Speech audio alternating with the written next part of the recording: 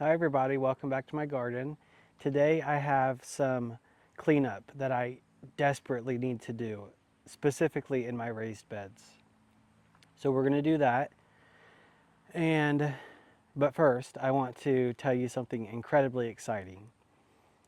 Um, when I first built the greenhouse, I was not thinking about placement or anything like that. I wasn't thinking about light. I was thinking about where the greenhouse would look cute. So I made a lot of mistakes along the way, but that's how I learn.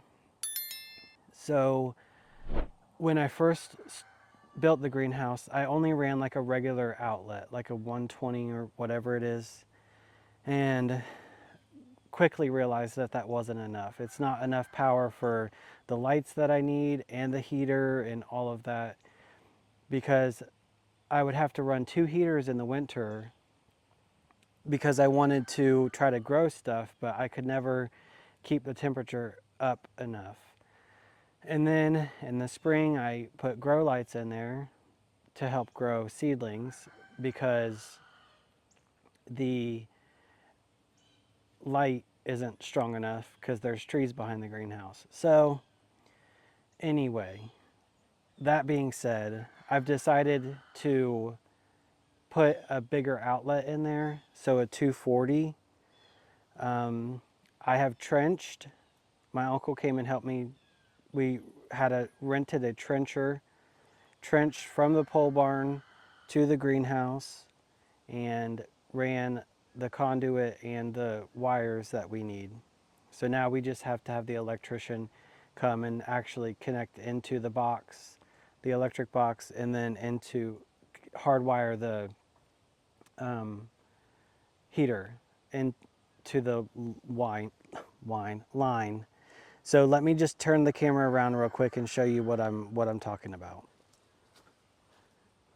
So we had to dig underneath the greenhouse and then create a trench all the way to the pole barn where there is an electric box.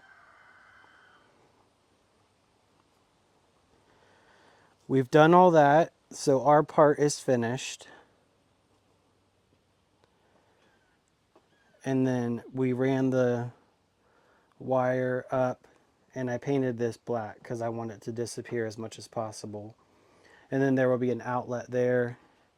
And then the heater will actually be installed over the door because I didn't want to be able to see it right when I walked in. And then here's the heater. So it runs on like a dryer kind of outlet. So now I think I'll be good because the heater will be on its own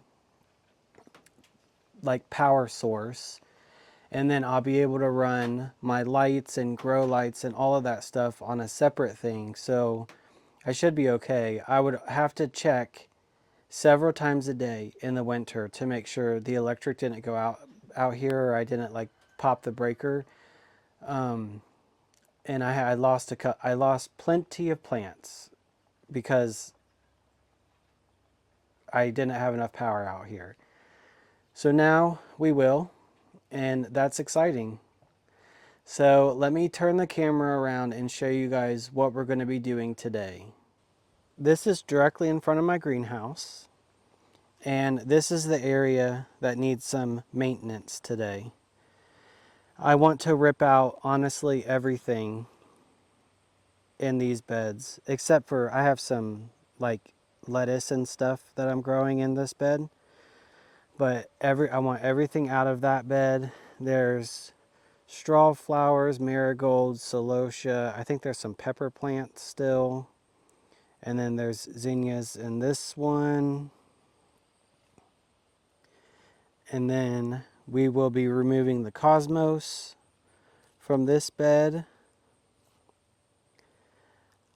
I will be keeping the radishes that I just planted, or I just sowed the seeds, I don't know, a couple weeks ago.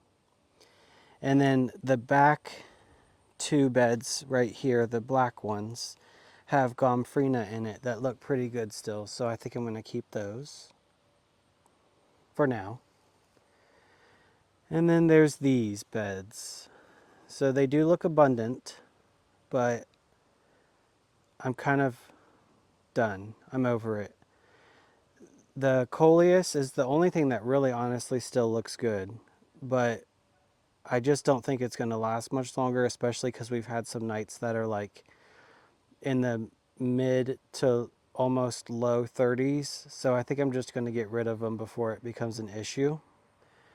But before that, I did forget to mention that when I had the trencher here, I tried to think ahead, and I ended up getting good use out of it because I had some areas that I didn't have drip irrigation in.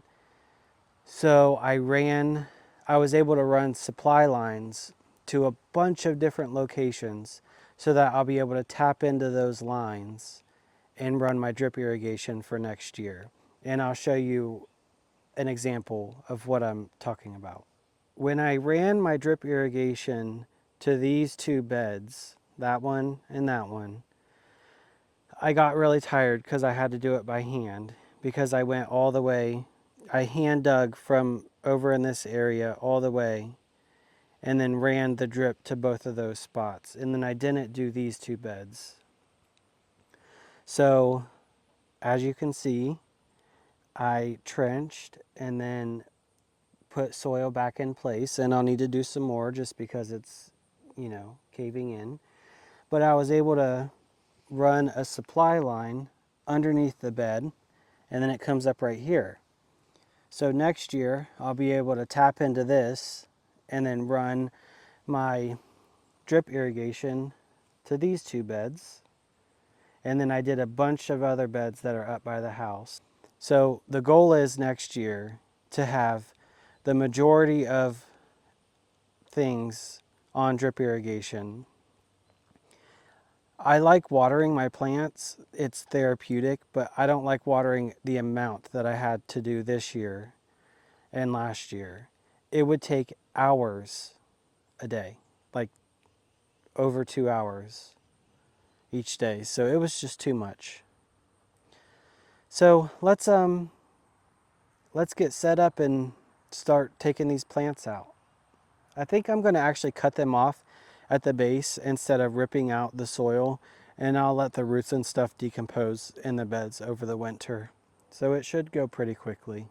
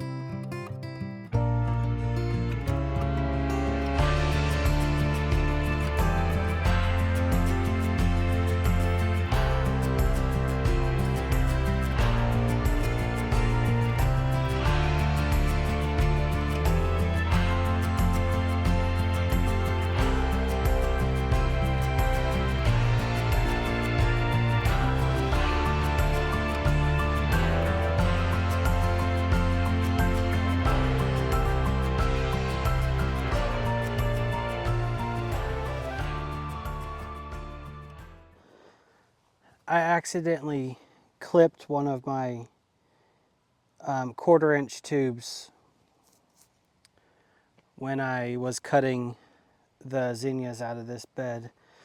So there's two options I could do. I could just pull these out. It's just this one section right here, so it's two connections into this 1/2-inch supply. I could cut this out and put goof plugs in, which are just little black plugs that plug up the hole, or I can try to pull these out and then run another tube. I don't think it matters which one I do. I guess maybe if I had a preference, it would be to just run a new one just so it's ready for next year. So we'll see. Let's see if it works. Let's see if I can even pull them out.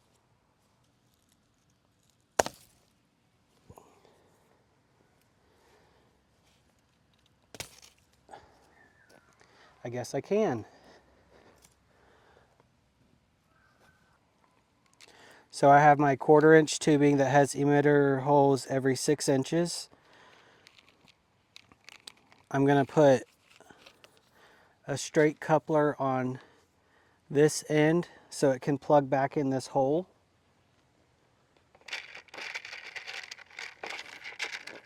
I can show you my setup too, my drip irrigation setup. Now, I don't know how people do it. I have a hard time shoving the coupler onto the irrigation tube. So I use a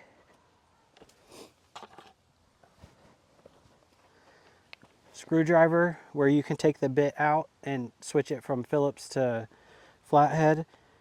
I use that, and it gives me some leverage to be able to put this on, because apparently my fingers aren't calloused enough to do that.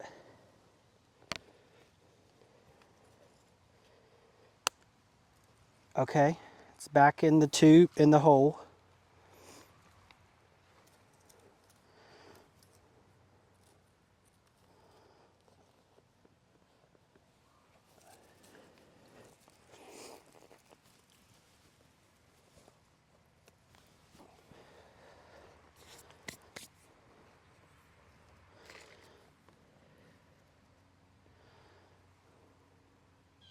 And then I'll use my cool, what is up with me? I'll use my tool where you can cut pipes or you can punch a hole in a supply line.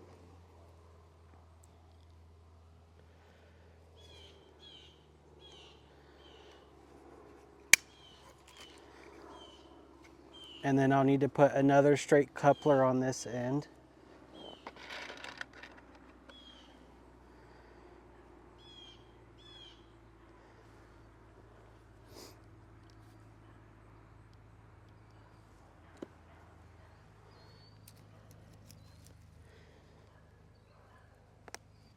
All right, I'm gonna run the system real quick to make sure that I don't have a blowout or anything. We are going to set it to manual for, I don't know, 3 minutes. And see, this is what I was afraid of. That connection where we just pulled one out and put it back in is not the greatest. So I need to figure out something to do with it. I'm gonna turn that. I put a valve on each bed so that I can turn it on and off in case I don't want to water one of the beds. So I just turned that off. And I'm gonna take this back out.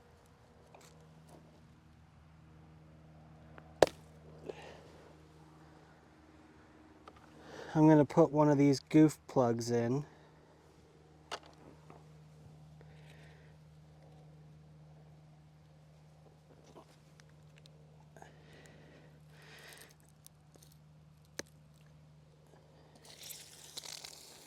Yeah, so now that connection is fine.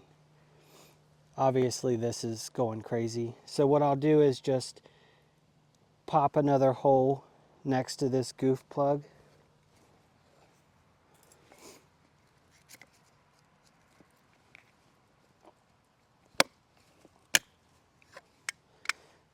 And enter this in that spot instead.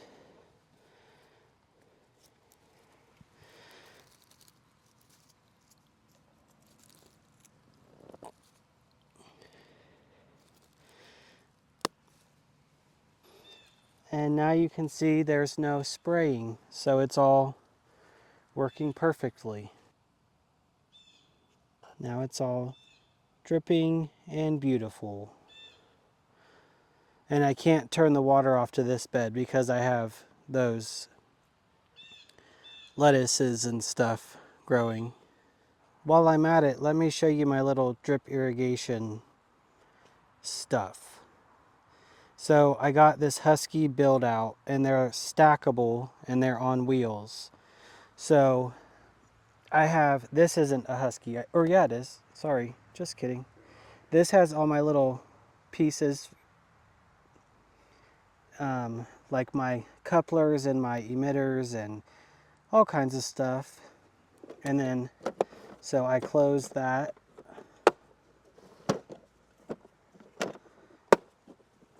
And then I also have my 1/4-inch tube down in this big part. And I put my little tiny divider in there. And then, honestly, it's a mess right now, but I just have odds and ends stuff. But they all clip. There's no rhyme or reason to the order in which you put the stuff, but you set it on there and then they clip in place.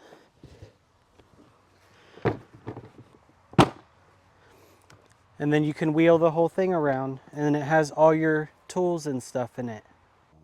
Let me just give you a quick tour of what we did today.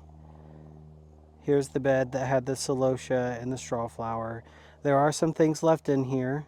There are some rudbeckias, but they're tender perennials in my area, so it's like caramel, I think, is the type, and those, they might come back, but they might not. But I thought, well, I'll just try and see. I do have some scabiosa in here, some Fama blue and Fama white. I'll see if those come back next year. I have some carrots, no reason to pull those. They're growing in there. I pull them out as I need them.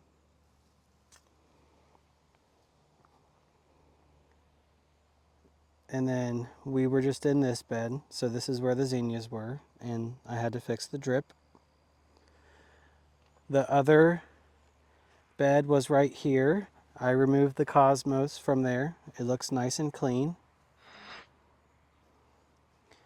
And then probably the biggest change is right here. It looks a lot cleaner. I guess it just depends on what you like to see, clean or abundant. I like to see both, so it looks nice. Somehow I got this free plant. Is this Tradescantia? I think it was in my Supertunia bubblegum. So I'm gonna try to cut it off or dig it up and put it in a pot and see if it can overwinter in my greenhouse. And then I am gonna try to leave this ivy just to see if it comes back next year. There's nothing in these two beds. And then same thing over there with the two ivies. I think that's it for today. I feel accomplished. I don't know how exciting it was, but it feels clean, and that's good. I like it in the spring and summer when things are growing and thriving and abundant and looking beautiful, but I equally love it when it's fall and stuff starts dying back. I love cleaning stuff out and starting with a blank slate, and I feel like it just, I don't know, it just is like spring cleaning, kind of like for your house, but for your garden. It makes me ready for next year.